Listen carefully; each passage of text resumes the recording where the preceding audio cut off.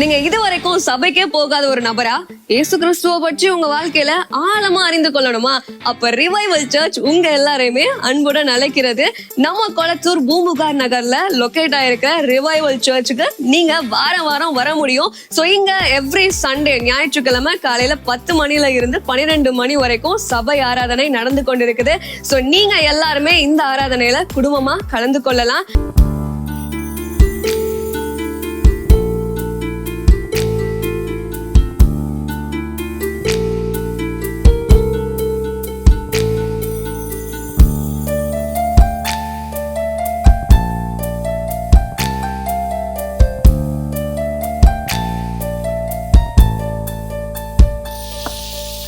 மறவாமல் நினைத்தீரையா மனத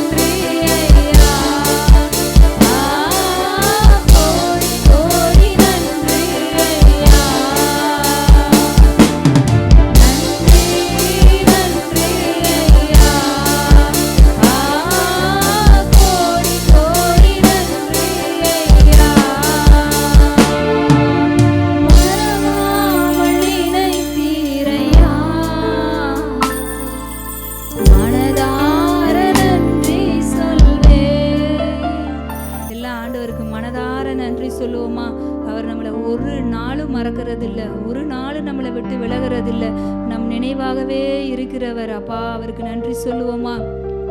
நன்றி சொல்லுங்க. தடைகளை எல்லாம் உங்கள் வாழ்க்கையில் விலக்கி போட்டிருக்காரு. நன்றி சொல்லுங்க.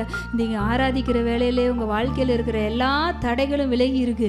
உங்களுக்கு தெரியுதோ தெரியலையோ எல்லா தடைகளையும் ஆண்டவர் விலக்கி போட்டிருக்காரு. அதற்காக ஆண்டவருக்கு நன்றி சொல்லுங்க. நன்றி ஆண்டவரே, நன்றி நன்றி நன்றி. ஏன்னா உங்கள் நினைவாகவே இருக்கிறவர் இந்த ஆராதனையில் கடந்து வந்திருக்கிறாரு. உங்களை பற்றியே உங்கள் மேல் நன்மையானவர்களை யோசிக்கிறவர் அவர். நன்றி சொல்லுங்க அவருக்கு. அப்பா thank you Lord, thank you Lord. Jehovah Rafah உங்களை இந்த வேலையில் உயர்த்துகிறோம். குடும்பங்களில் யெகோவா ராஃபா உயர்த்துங்க. அவர் தான் நம்மளுடைய குடும்ப மருத்துவர். அவரை உயர்த்தும் போது அவர் உங்கள் குடும்பத்துக்குள்ளே நீங்கள் வரவேற்கிற பொழுது உங்கள் குடும்பத்தில் யெகோவா ராஃபாங்கிற நாமத்தின் வல்லமை எழும்பி நிற்கும். அந்த நாமம் எழுந்து அருளும் போது எல்லா பலவீனங்கள், எல்லா நோய்கள், எல்லா வியாதிகள் இப்பொழுதே சிதறடிக்கப்படுது இயேசுவின் நாமத்தில். யெகோவா ராஃபாங்கிற நாமத்தின் வல்லமையை குடும்பங்களுக்குள்ளே ரிலீஸ் பண்றோம் ஆண்டவரே, ரிலீஸ் பண்றோம் ஆண்டவரே. யார் யாரெல்லாம் பலவீனத்தோடு சுகவீனத்தோடு வியாதியோடு இருக்காங்களோ அவங்க குடும்பங்களுக்குள்ள யெகோவா ராஃபாங்கிற நாமத்தின் வல்லமை ரிலீஸ் பண்ணுகிறோம். தேவன் எழுந்தருளுங்க. எல்லா சத்துருக்கள் சிதறடிக்கப்படட்டும். எல்லா அந்தகார வல்லமைகள் சிதறடிக்கப்படுவதாக இயேசுவின் நாமத்தில். எல்லா வான மண்டலங்களில் இருக்கிற பொல்லாத ஆவிகளின் சேனைகள் சிதறடிக்கப்படட்டும் இயேசுவின் நாமத்தில். குடும்பங்களில் இருக்கிற எல்லா நெகட்டிவ் அட்மாஸ்பியர் சிதறடிக்கப்படுவதாக இயேசுவின் நாமத்தில். அப்பா உங்க தழும்புகளால சுகம், இயேசுவின் தழும்புகளால் குணமானீர்கள் இருக்கு. அவருடைய தழும்புகளால இன்னைக்கு உங்களுக்கு சுகம். அவருடைய தழும்புகளால நீங்க பூரண சுகத்தோடு இருக்கிறீங்க. அவர் தழும்புகள் உங்களை சுகமாக்கி இருக்கு. ஹல்லேலூயா ஷகரபரபா. நன்றி சொல்கிறேன் ஆண்டவரே. அப்பா நீங்கள் எங்களை ஒரு நாளும் தள்ளாட விட மாட்டீங்க ஆண்டவரே. அப்பா நீங்கள் தளர்ந்து போன கைகளை திடப்படுத்தி தள்ளாடுகிற முழங்கால்களை உறுதிப்படுத்துகிற தேவன் ஆண்டவரே. யார் யாருடைய கைகள் தளர்ந்து போயிருக்கோ எங்கள் முழங்கால்களை அப்பா தள்ளாடுகிறாங்களோ அவங்கள அப்பா இந்த வேலையில் அவங்க தள்ளாடுகிற முழங்கால்கள் நீங்கள் உறுதிப்படுத்துங்க ஆண்டவரே. தளர்ந்து போன கைகளை திடப்படுத்துங்க ஆண்டவரே, திடப்படுத்துங்க ஆண்டவரே. அவங்க கரங்களாலே காரியங்களை கை கூடி வர பண்ணுங்கப்பா. ஓ ஷாகா பாபாலா தியாங்கரா பரபா. அவருடைய அப்பா முழங்கால்களை உறுதிப்படுத்தி காலூன்றி நிற்க பண்ணுங்க ஆண்டவரே. அவங்களுடைய கால்களை மான் கால்களை போல மாற்றுங்க ஆண்டவரே. அப்பா யார் யாரெல்லாம் தள்ளாடி இருக்கிறவங்க முழங்கால்கள் இருக்கோ ஆண்டவர் இந்த முழங்கால்களை எல்லாம் உறுதிப்படுத்துறாரு. தள்ளாடுகிற முழங்கால்களை இந்த வேலையில உறுதிப்படுத்துறாரு. உங்களை கால் ஒன்றை நிற்க பண்ணுவார். மான் கால்களை போல உங்கள் கால்களை மாற்றுவார். ஹல்லேலூயா. அப்பா நன்றி சொல்கிறோம் ஆண்டவரே, நன்றி சொல்கிறோம் அப்பா. சோர்ந்து போன எல்லா ஒரு நேரத்துலையும் உங்கள் வாக்கு தத்தங்களை கொடுத்து எங்களை தேற்றி தட்டி எழுப்புறீங்க ஆண்டவரே. அப்பா ஒருத்தர் வாழ்க்கையிலே நீங்கள் அவங்களுக்கு எதை வாக்கு பண்ணியிருக்கிறீங்களோ அவங்களுக்குரிய காணான் எதுவோ எதை அவங்களுக்கு தருவேன்னு சொல்லியிருக்கீங்களோ அந்த காணானை அவர்கள் சுதந்தரிப்பார்கள் ஆகன்னு சொல்கிறோம்ப்பா. எல்லா குடும்பங்களுக்குள்ளே இந்த வாக்கு தத்தங்கள் நீங்கள் கொடுத்துருக்கிற வாக்கு தத்தங்களாக அந்த காணான் வாழ்க்கையை சுதந்தரிப்பார்களாகன்னு இயேசுவின் நாமத்தினால நாங்கள் பிளஸ் பண்ற ஆண்டவரே. அவங்களுடைய கைகளை திடப்படுத்தி அவங்களுடைய கால்களை உறுதிப்படுத்தி நீங்க வாக்கு பண்ணின தேசத்துல அவங்கள அப்பா நீங்க கொண்டு போய் சேர்ப்பதற்காக நிலைநிறுத்துவதற்காக நன்றி சொல்றோம் ஆண்டவரே. நன்றி நன்றி. ஆவியானவரே எல்லாரும் உங்கள் கரங்களில் ஒப்பு கொடுக்குறோம். எங்களுடைய ஆவி ஆத்மா சரீரத்தை அப்பா தாழ்த்தி உங்கள் கரங்களில் அர்ப்பணிக்கிறோம் இயேசுவின் நாமத்தில் பிதாவே. அதான் அடுத்த வசனம் சொல்லுது, அவைகளை உன் கையின் மேல் அடையாளமாக கட்டி கொள்வாயாக. இந்த வசனத்தை என்ன பண்ணணுமா பாருங்களா, கையில் கட்டிக்கணுமா. வாட்சு கட்டுறோமோ இல்லையோ அவர். ஏன்னா இது ஏன் இவ்வளோ மென்ஷன் பண்ணுறான்னா அந்த வார்த்தையின் முக்கியத்துவத்தை சொல்கிறார் அவர். அதை உன் கையில் கட்டிக்கோ. அவைகள் உன் கையின் மேல் அடையாளமாக கட்டி கொள்வாயாக. அவைகள் உன் கண்களுக்கு நடுவே ஞாபக குறியா இருக்க கிடவுது. வார்த்தை எப்படி இருக்குன்னா கண்ணுக்கு நடுவில் இருக்குதான். நீ எதை பார்த்தாலும் வார்த்தையை வச்சு தான் நீ பார்க்கணும். நீ பார்க்குற இப்போ நம்ம ஒரு பெரிய பில்டிங் ஒரு வீடு வாங்கணும், என்ன செய்யணும்? கையில் பணம் இருக்கா, பணத்தை வச்சு பார்க்காதீங்க, ஆண்டுடைய வார்த்தையை வச்சு பாருங்க. எது செய்ய முடியாத ஒரு காரியம் இருக்குதா, அதை செய்ய முடியாத வாங்க முடியாத ஏதோ ஒரு காரியம் வச்சுக்கோங்களேன், அதை உங்க பலத்தை வச்சு பார்க்காதீங்க, உங்க வேற எதையும் வச்சு பார்க்காதீங்க, கர்த்தருடைய வார்த்தையை வச்சு பாருங்க. ஏன்னா அந்த வார்த்தை உங்களுக்காக எல்லாவற்றையும் என்னென்ன வேணுமோ செட்டில்மெண்ட் பண்ணிடுச்சு. அந்த வார்த்தை சிலுவையில் உங்க வாழ்க்கைக்கு தேவையான எல்லாவற்றையும் செட்டில்மெண்ட் பண்ணிடுச்சு. அது பே பண்ணிடுச்சு. உங்க லைஃபுக்கு ஃபுல் லைஃபுக்கு என்னென்ன வேணுமோ உங்க வாழ்க்கைக்கு என்னென்ன வேணுமோ, என்னென்ன தேவைகள் எல்லாமே சிலுவையில் செட்டில்மெண்ட் ஆயிடுச்சு. சிலுவையில் செட்டில்மெண்ட் பண்ணிட்டாரு. இதுக்கப்புறம் நீங்க பே பண்ண வேண்டிய அவசியம் இல்லை. உங்களுக்காக அவர் பே பண்ணிட்டார் ஏற்கனவே. அதை நீங்க என்ஜாய் பண்ண ஆரம்பிச்சிருவீங்க. பேதுரு காலில், அப்போஸ்தலர் காலில் வந்து தங்கத்தையும் வெள்ளியும் கொட்டினார்களாம். அவர் காலில் வந்து கொட்டினாங்க. அவர் ஒரு வாட்டி கேட்பார் ஆண்டவர்கிட்ட, எல்லாவற்றையும் விட்டு உங்க பின்னாடி வந்தோமே, எங்களுக்கு என்ன கிடைக்கும் அப்படின்னு கேட்பாரு. அவர் இம்மைக்கும் கொடுப்பேன் மறுமைக்கும் கொடுப்பேன்னு சொல்லுவார்.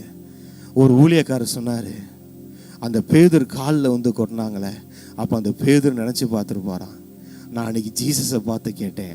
நான் அன்னைக்கு கேட்டேன் ஜீசஸ்கிட்ட, எல்லாவற்றையும் விட்டுட்டு வந்தேன்ல, எனக்கு என்ன கிடைக்கும் அப்படின்னு நான் கேட்டேன். ஆனால் என் காலில் நான் கேட்காததெல்லாம் கொட்டி கிடக்கிறது, கொட்டி கிடந்துச்செல்லாம். அதுக்கு மேலே அவர் ரூல் பண்ணுறவராக இருந்தார். ஹல்லேலூயா, ஹல்லேலூயா. இங்கே பாருங்க, அவைகளை உன் வீட்டு நிலைகளிலும் உன் வாசல்களிலும் எழுதுவாயாக. இன்னைக்கெல்லாம் போர்டு வச்சுட்டோம், வசனம் போர்டெல்லாம் தூக்கி வச்சுட்டோம். அன்னைக்கெல்லாம் பார்த்தீங்கன்னா கையால் எழுதியிருக்கிறாங்க போல இருக்கு எல்லாம் வார்த்தைகளை, தேவனுடைய வார்த்தைகளை வீட்டு வாசப்பரில் எழுதி வச்சிருப்பாங்க. ஏன்னா ஆண்டவர் சொல்லியிருக்கிறார்ல, உன் தேவனாகிய கர்த்தர் உனக்கு கொடுப்பேன் என்று ஆபிரகாம், ஈசாக்கு, யாக்கோப்பு என்பவர்களாகிய உன் பிதாக்களுக்கு ஆணையிட்டு கொடுத்த தேசத்தில் உன்னை பிரவேசிக்க பண்ணும்போது நீ கட்டாத வசதியான பெரிய பட்டணங்களையும். ஹல்லேலூயா. நான் சொல்றேன், ஆண்டவர் உங்களுக்கு வைத்திருக்கிற ஆசீர்வாதங்களுக்குள்ள நீங்க பிரவேசித்து கொண்டு இருக்கிறீர்கள். ஹல்லேலூயா. அவர் தான் நம்மளை ஆசீர்வாதங்களுக்குள்ள பிரவேசிக்க பண்ணுகிற தெய்வம். என்னுடைய பலம் பிரவேசிச்சிடலாமா? இல்லை என்னுடைய தாளந்து, என் படிப்பு, என் வேலை கர்த்தருடைய ஆசீர்வாதத்துக்குள்ள கொண்டு போயிடுமா? இல்லை, கர்த்தர் தான் நம்மளை கொண்டு போவார் அந்த ஆசீர்வாதத்துக்குள்ள. அவர் சொல்ற, நீ பிரவேசிக்க பண்ணும்போது, நான் சொல்றேன், தீர்க்க தரிசனமா சொல்றேன், உங்க ஆசீர்வாதத்துக்குள்ள நீங்க என்டர் ஆயிட்டு இருக்கீங்க, உள்ள நுழைஞ்சுக்கிட்டு இருக்கீங்க, உள்ள போய்கிட்டு இருக்கீங்க. நீங்க பாப்பீங்க, அந்த ஆசீர்வாதத்தை சுதந்தரிப்பீர்கள். எத்தனை வருஷம் அந்த ஜனம் பாலைவனத்தில் அலைஞ்ச ஜனம் தெரியுமா? தண்ணிக்காக ஏங்கின ஜனம் தெரியுமா? இங்க நீருற்றுகள் ஓடிக்கொண்டிருக்கிறது. அந்த வனாந்தரத்தில் எந்த மரம் இருந்துச்சா, எந்த பழம் இருந்துச்சான்னு தெரியல. அது ஒரு நேரம் அவங்க வாழ்க்கையில், ஆனால் அந்த வாழ்க்கையை கடந்து வந்தாங்க. அதுவே அவங்க வாழ்க்கையா இருக்கவில்லை. அதை தான் நான் சொல்ல வரேன். அதுவே அவங்க வாழ்க்கையா நிரந்தரமா இல்லை. அவங்கள பாலும் தேனும் ஓடுகிற தேசத்துல பிரவேசிக்க செய்தார் கர்த்தர். ஹல்லேலூயா. அதே மாதிரி உங்களை பிரவேசிக்க செய்வார். நம்மளை பிரவேசிக்க செய்கிறது அவர். அதை மட்டும் நம்ம தெரிஞ்சுக்கணும். நம்மளால பிரவேசிக்க முடியாது, நம்மளை அவர் பிரவேசிக்க செய்வார். ஹல்லேலூயா. ஏன்னா எல்லாத்தையும் அங்க ஆயத்தம் படுத்தி வைத்திருக்கிறது அவர். நீ கட்டாத வசதியான பெரிய பட்டணங்க. இங்க ஒரு வீடு கட்டுறதுக்கே மூச்சு தள்ளுது. ஆசீர்வாதம் என்னமா சொல்லுது? நீ கட்டாத பெரிய பட்டணங்களையும், சிட்டிஸ். ஒரு வீடு, அந்த ஒரு பட்டணத்தில் எத்தனை வீடுங்க இருக்கும்? குறைஞ்சபட்சம் ஏன் சொல்கிறேன், அந்த காலத்தில் ஒரு 100 வீடு இல்லை ஒரு 1000 வீடு. இங்கே பாருங்க, அது சாதாரணது இல்லை. நீ கட்டாத வசதியான, சாதாரண இல்லைங்க, வசதி வருதுங்க உங்களுக்கு இயேசுவின் நாமத்தினால. வசதி வருது, எல்லா வசதி வருது, எந்த குறையும் இருக்காது உங்களுக்கு. வசதி இல்லாம இருக்கிற எவனும் சொல்ல முடியாது. வசதியா இருப்பீங்க, எல்லா வசதி வருதுங்க. சாதாரண பிளஸிங் தர மாட்டாருங்க. என்னங்க இந்த கடவுள் அங்க பாலும் தேனும் கொண்டு போனா அங்கேயும் மிகவும் விருத்தின்றாரு. இங்க பெரிய பட்டணம்னா எப்ப அது வசதியா இருக்கும்பா உனக்கு. உங்க வசதிக்கு உங்களை வாழ வைப்பாருங்க. உங்க வசதிக்கு நீங்க வாழுவீங்க, நல்ல வசதியா இருப்பீங்க. இங்கிலீஷ்ல என்ன சொல்லுவாங்க? Luxury life. கடவுளுடைய இருதயம் அதுதாங்க. நல்லா உங்களை வாழ வைப்பார். லக்ஸரியா நல்லா என்ஜாய் பண்ணி. கிறிஸ்துவ வாழ்க்கை ஒரு கடினமான வாழ்க்கை இல்லை. இங்க விஷயமே என்னன்னா, தேவனுடைய வார்த்தைக்கு கீழ்படுகிறதா இங்க கடினமாயிடுது எல்லாத்துக்கும். ஒன்னே ஒன்று சொல்றாரு, என் வார்த்தையின்படி. இந்த வேதத்தில் எல்லாருமே பாருங்க, அவர் வார்த்தைக்கு கீழ்ப்படிந்தவங்கள சக்சஸ் பண்ணியிருப்பாங்க. அது ஆரம்பத்துல இருந்து நீங்க எடுத்துக்கோங்க.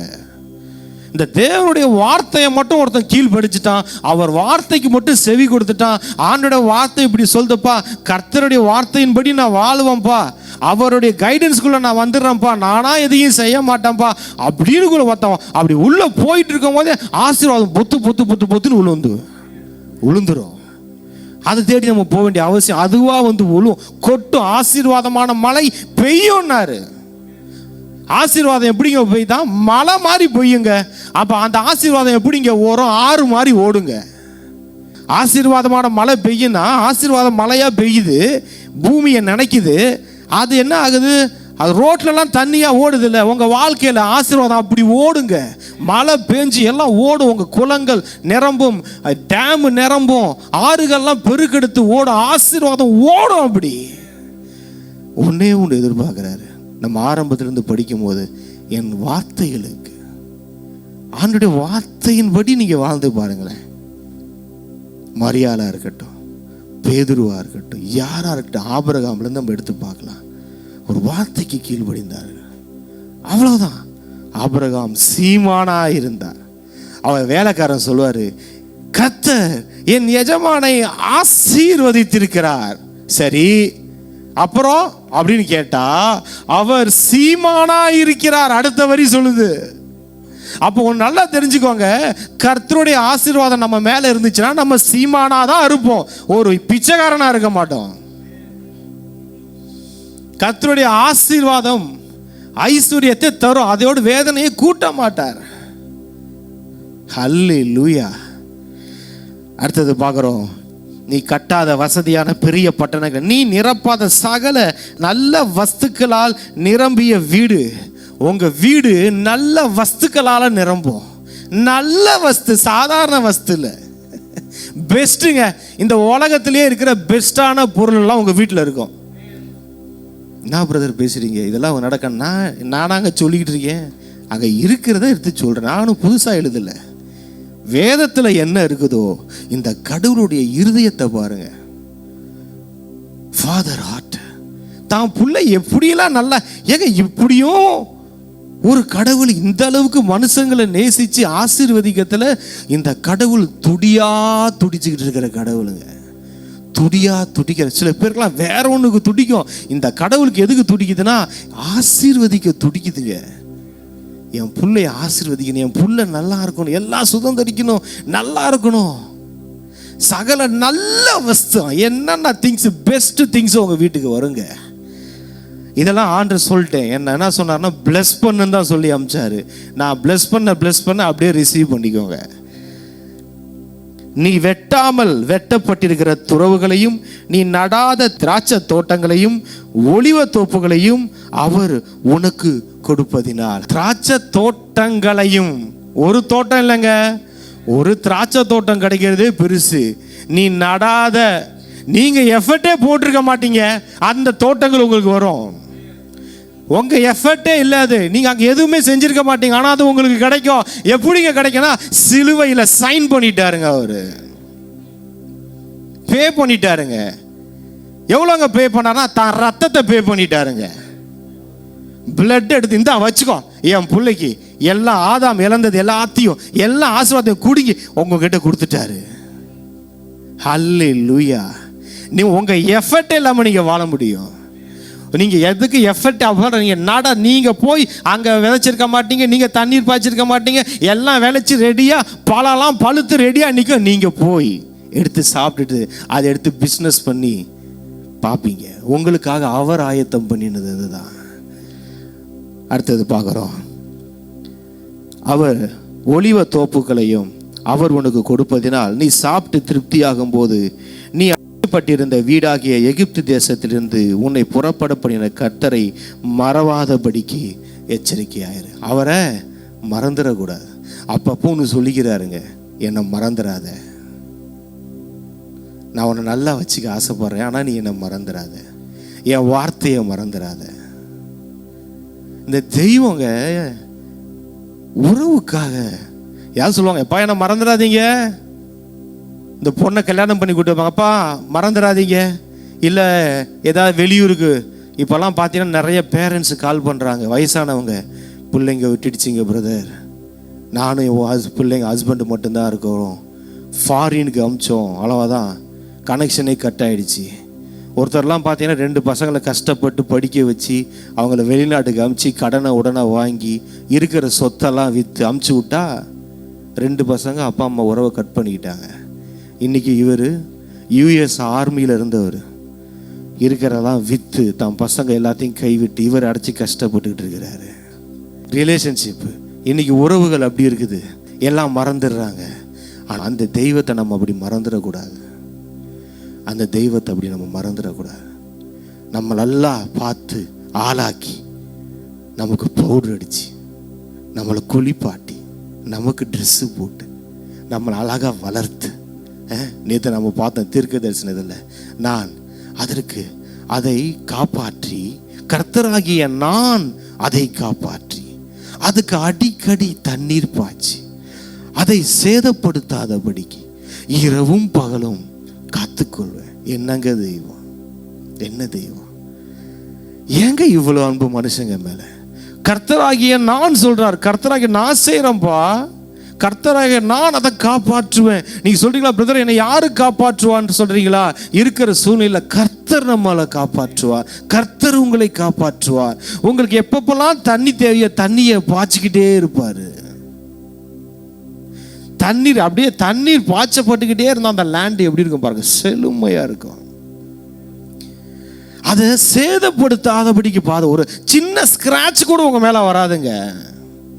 இந்த புது கார் வாங்கின, புது பைக் வாங்கினா அப்படியே தொடப்பம் பாருங்க, அப்படியே ரொம்ப கேராக வச்சுக்குவாங்களே, தொடச்சி தொடச்சி தொடச்சி சின்ன ஸ்கிராட்ச், ஐயோ சின்ன ஸ்கிராட்ச் பக்குன்னு இருக்கும்.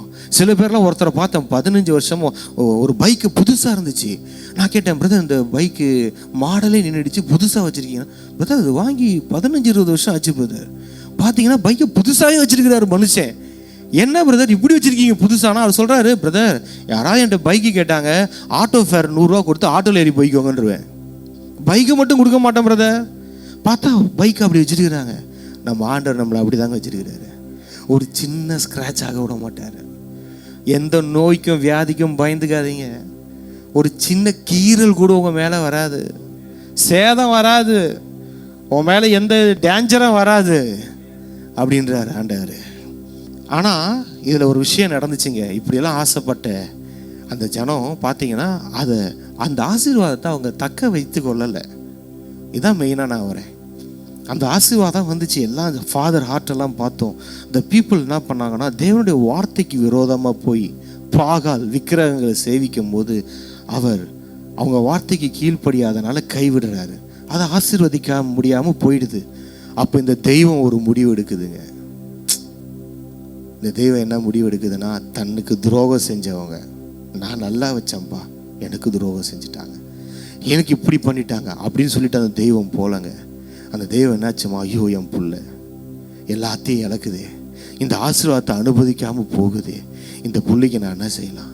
என் உயிரை கொடுத்தாதான், இந்த ரத்தத்தை சிந்தினாதான், ஒரு புதிய உடன்படிக்கையை பண்ணாதான் திரும்ப இந்த புள்ள என் பிள்ளைங்கள்லாம் இந்த வாழ்க்கையை வாழ முடியும் அப்படின்னு சொல்லிட்டு உயிரை கொடுக்கறதுக்கே போயிடுச்சுங்க அந்த தெய்வம்.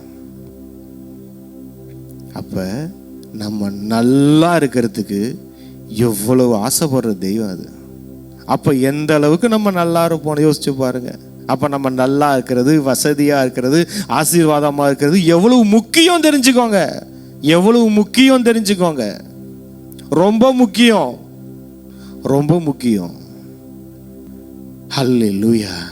அதை பார்க்குறோம். எரேமியா 31:33. அந்நாட்களுக்கு பிற்பாடு நான் இஸ்ரவேல் குடும்பத்தோட பண்ண போகிற உடன்படிக்கையாவது, நான் என் நியாயப்பிரமாணத்தை அவர்கள் உள்ளத்திலே வைத்து அதை அவர்கள் இருதயத்திலே எழுதி, நான் அவர்கள் தேவனாய் இருப்பேன், அவர்கள் என் ஜனமாய் இருப்பார்கள் என்று கர்த்தர் சொல்லுகிறார். இனி ஒருவன் தன் அயலானை நோக்கி, ஒருவன் தன் சகோதரனை நோக்கி கர்த்தரை அறிந்து கொள் என்று போதிப்பதில்லை. அதெல்லாம் அடுத்தது வரும். இந்த தெய்வம் என்ன பண்ணுச்சு பார்த்தீங்களா? எங்க வந்துருச்சு? வீட்டு வாசல்ல எழுதி வச்சாங்க, வேலைக்காகல. கையில கட்டி பார்த்தாங்க, வேலைக்காகல. வசனத்தை அங்கங்க சுத்தி எழுதி வச்சு பார்த்தாங்க. எவ்வளவோ சொன்னாரு வசனம், வார்த்தை. அந்த ஜனங்களால் நீடிச்சு வாழ முடியல. சரி, இந்த ஜனங்களை வாழ வைக்கணும்னா மரித்து உயிரோடு எழுந்து அந்த வார்த்தையான கடவுள் அவரே நமக்குள்ள வாழ வந்து விட்டார். ஹல்லேலூயா. இதுதான் புதிய உடன்படிக்கை. அவர் என்ன சொல்றாருன்னா, எங்க வந்துடுறாரா, நான் என் நியாயப்பிரமாணத்தை அவர்கள் உள்ளத்திலே வைத்து, உள்ளத்துக்குள்ள வரார், உள்ளத்திலே வைத்து அதை அவர்கள் இருதயத்திலே எழுதி. இயேசு எங்கு வாழ்ந்து கொண்டிருக்கிறார்? அந்த நிறைவேற்றி இந்த நியாயப்பிரமாணத்தை எல்லாம், அவருடைய சட்டத்திட்டங்கள் எல்லாம் இந்த மனுஷனால நிறைவேற்ற முடியலன்னு உடனே எல்லாவற்றையும் அவர் நிறைவேற்றி எல்லாவற்றையும் செய்து முடித்து அந்த உயிர்த்தெழுந்த வல்லமையோடு அதை நிறைவேற்றினார்ல, அந்த பவர்ல, அந்த பவரோடு நமக்குள்ள வல்லமையாய் கிரியை செய்கிற ஆவியான இருக்கிறார் பத்தி, அந்த வல்லமையோடு நமக்குள்ள வந்துட்டார். எங்க திரும்ப வந்துட்டாரு? இப்ப நம்ம இருதயத்துல வந்து வாழ்ந்து கொண்டு இருக்கிறார். இப்ப நம்ம இருதயத்துல என்னமா இருக்குது? எல்லா சட்ட திட்டங்களும் நிறைவேற்றின வல்லமையோடு நமக்குள்ள இருக்கிற வல்லம் என்ன தெரியுமா? நமக்குள்ள வாசம் செய்து கொண்டிருக்கிற வல்லம் என்ன தெரியுமா? ஆண்டவர் சொன்னாரு, நான் நியாயப்பிரமாணத்தை அழிக்க வரவில்லை, அதை நிறைவேற்ற வந்தேன்னாரு. எல்லா நியாயப்பிரமாணத்தையும் நம்மளால செய்ய முடியாத எல்லா காரியத்தையும் செய்து முடித்து அந்த சக்தியோடு, அந்த பவரோடு நமக்குள்ள வந்து வாழ்ந்து கொண்டிருக்கிறார். அந்த தெய்வத்தை உள்ள வாழ வச்சோன்னு வச்சுக்கோங்களேன், அந்த தெய்வத்தை உள்ள நல்லா வாழ வச்சோன்னா நிச்சயம் சொல்றேன், அது உங்களை எல்லா ஆசீர்வாதத்துக்குள்ள நடத்தி செல்லும். அதுதான் நம்மளை நடத்தி செல்லும். அந்த தெய்வம் இன்னைக்கு நமக்குள்ள வந்துருச்சு.